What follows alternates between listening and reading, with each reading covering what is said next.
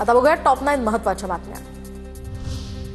वर्ध्यातील प्रवाशांसाठी लागोपाठ दुसरी अमृत भारत एक्सप्रेस सुरू होणार। उद्या पंतप्रधान नरेंद्र मोदींच्या हस्ते या गाडीचा शुभारंभ।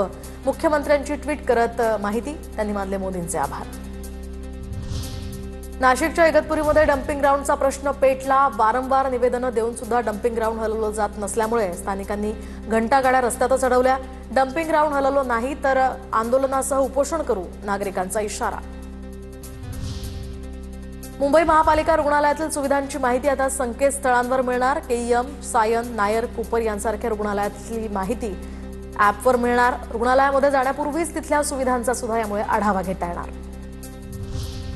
पुणेकरांना वाहतूक कोंडीतनं दिलासा मिळणार। पुण्यामध्ये 1100 कोटींचा आयटीएमएस प्रकल्प। 500 सिग्नल यंत्रणांवर जंक्शनवर आता एआय तंत्रज्ञानावर इंटेलिजंट ट्रॅफिक मॅनेजमेंट सिस्टीम।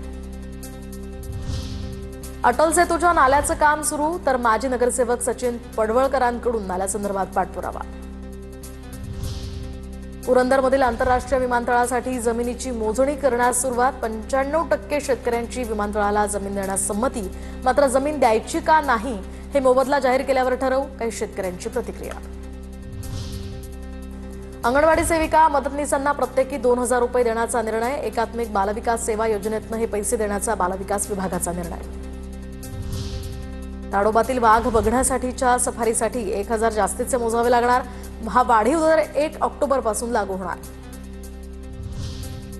भारतीय संरक्षण मंत्रालयाचा एचएएल कंपनीसोबत करार, तर एचएएल कडून घेणार 97 तेजस विमानं, तर 97 विमानांच्या खरेदीसाठी 62,370 कोटींचा हा करार।